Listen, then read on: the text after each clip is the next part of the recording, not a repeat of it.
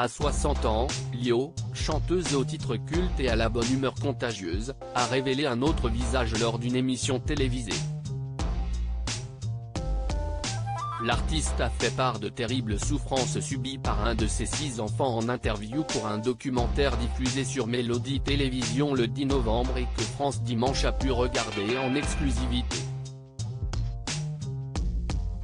Une blessure de plus pour cette maman dévouée de 6 enfants. Mère de Nubia, 35 ans, Igor, 28 ans, Esmeralda, 27 ans, Garance et Léa, 23 ans et enfin de Diego, 19 ans, né de 4 pères différents, Lio a bâti une belle famille nombreuse. L'interprète de Banana Split a de quoi se réjouir de sa belle progéniture, mais elle n'élude pas les douleurs. Ainsi, elle explique devant les caméras de micro-miroir pour Mélodie Télévision avoir le cœur brisé si l'un de ses enfants souffre. Les yeux emplis de larmes, elle poursuit, « Il y a un de mes enfants qui s'est fait violer. Si est très difficile pour cet enfant. »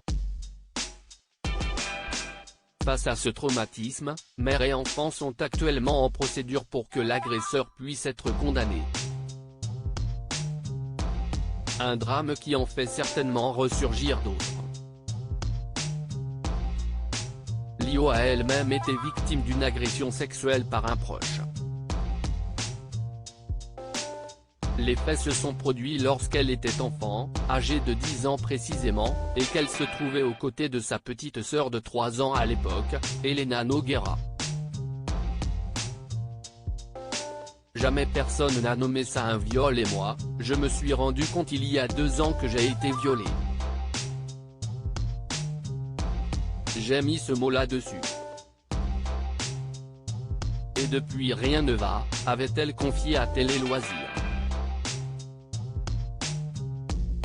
Dans l'émission hors piste présentée par Thomas Soto sur France Inter, Lio avait confié à cœur ouvert ses difficultés familiales, concédant avoir parfois plus pensé à elle qu'à ses enfants. « J'étais tous les jours confronté à leur énorme souffrance, sans savoir toujours comment y répondre. Et, certainement, en n'y répondant pas à la hauteur de ce que mérite chaque enfant.